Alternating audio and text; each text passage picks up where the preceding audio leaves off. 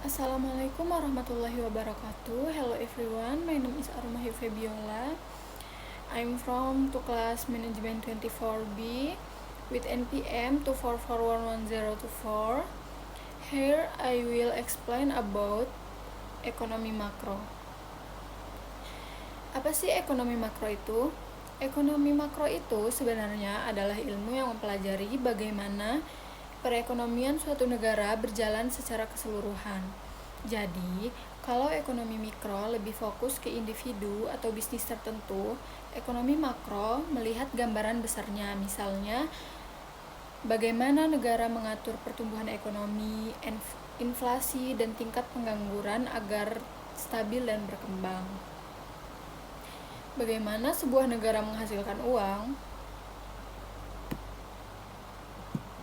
Setiap negara punya sesuatu yang disebut produk domestik bruto, yaitu jumlah semua barang dan jasa yang diproduksi dalam satu periode. Biasanya dalam setahun kalau PDB naik, itu artinya ekonomi negara sedang tumbuh, banyak bisnis berkembang, dan kesejahteraan masyarakat umumnya meningkat.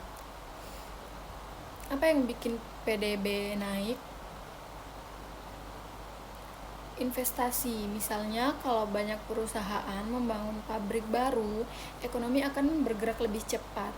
Tenaga kerja, semakin banyak orang bekerja dan produktif, semakin tinggi output ekonomi. Dan inovasi dan teknologi, kalau ada teknologi baru yang membuat produksi lebih efisien, pertumbuhan ekonomi juga ikut meningkat. Tapi pertumbuhan ekonomi ini harus dijaga agar stabil, karena kalau naik terlalu cepat bisa menyebabkan masalah, salah satunya inflasi. Apa itu inflasi dan kenapa bisa jadi masalah?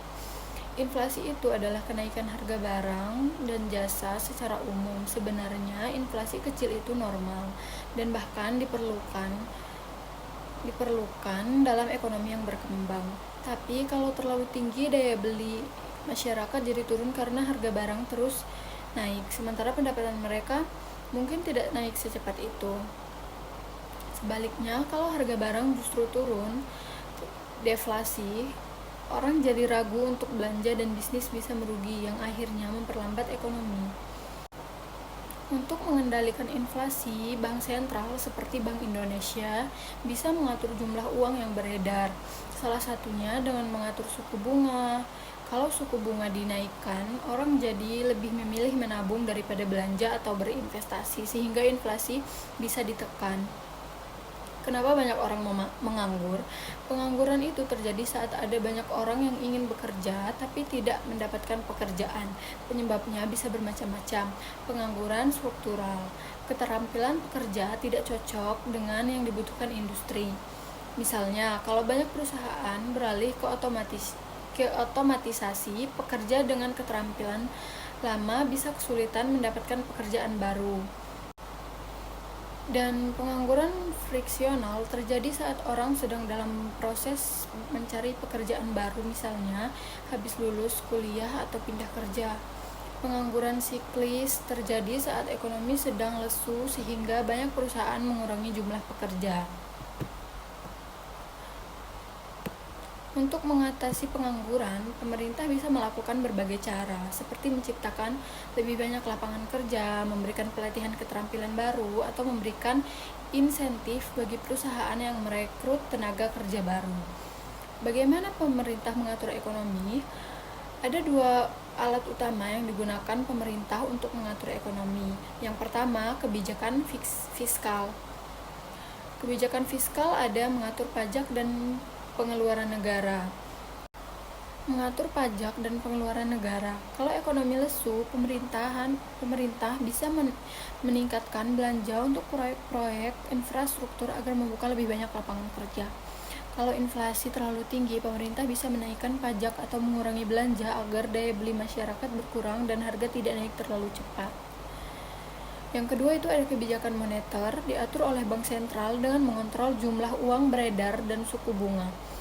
Kalau ekonomi melambat, suku bunga bisa diturunkan supaya orang lebih tertarik untuk meminjam uang dan berinvestasi. Kalau inflasi naik, suku bunga bisa dinaikkan supaya orang lebih memilih menabung daripada belanja berlebihan. Dan perdagangan internasional, kenapa negara saling berdagang? Setiap negara punya keunggulannya masing-masing dalam memproduksi barang dan jasa. Misalnya, Indonesia unggul dalam memproduk kelapa sawit, sementara Jepang unggul dalam industri otomotif. Jadi, negara-negara ini saling berdagang untuk mendapatkan barang dengan lebih efisien. Tapi perdagangan juga bisa dipengaruhi oleh nilai tukar mata uang. Kalau nilai rupiah melemah terhadap dolar, barang impor jadi lebih mahal, tetapi ekspor Indonesia bisa lebih kompetitif di pasar global. Pemerintah sering mengatur perdagangan dengan menerapkan tarif, pajak impor, atau kuota agar produk dalam negeri tetap bisa bersaing dengan barang ini. Siklus ekonomi, kenapa ekonomi kadang naik dan kadang turun? Ekonomi ini berjalan dalam siklus yang terdiri dari 4 fase. Yang pertama, ekspansi. Perekonomian tumbuh, banyak orang bekerja, bisnis berkembang, dan pendapatan meningkat. Yang kedua, puncak. Pertumbuhan mencapai titik tertinggi, tapi biasanya inflasi mulai naik. Yang ketiga, resesi. Ekonomi mulai melambat, banyak bisnis kesulitan, dan pengangguran meningkat. Yang keempat, pemulihan. Ekonomi kembali bangkit, investasi meningkat, dan kepercayaan pasar pulih. Pemerintah biasanya menggunakan kebijakan fiskal dan moneter untuk mengendalikan siklus ini supaya tidak terlalu ekstrim. Apakah ekonomi makro hanya tentang angka? Tidak juga ya teman-teman, itu salah. Ekonomi makro juga membahas kesejahteraan masyarakat secara luas. Salah satu masalah besar yang sering dibahas adalah kesenjangan ekonomi, yaitu perbedaan pendapatan yang terlalu jauh antara kelompok kaya dan miskin. Kalau kesenjangan ekonomi terlalu besar, bisa menimbulkan ketidakstabilan sosial. Oleh karena itu, banyak negara menerapkan sistem pajak progresif, di mana orang kaya membayar pajak lebih besar dan uangnya digunakan untuk program sosial seperti pendidikan dan kesehatan bagi masyarakat miskin. Dampak globalisasi terhadap makro. Sekarang, ekonomi satu negara tidak bisa berdiri sendiri tanpa terpengaruh oleh ekonomi negara lain. Perdagangan internasional, investasi asing, dan teknologi membuat ekonomi semakin terhubung.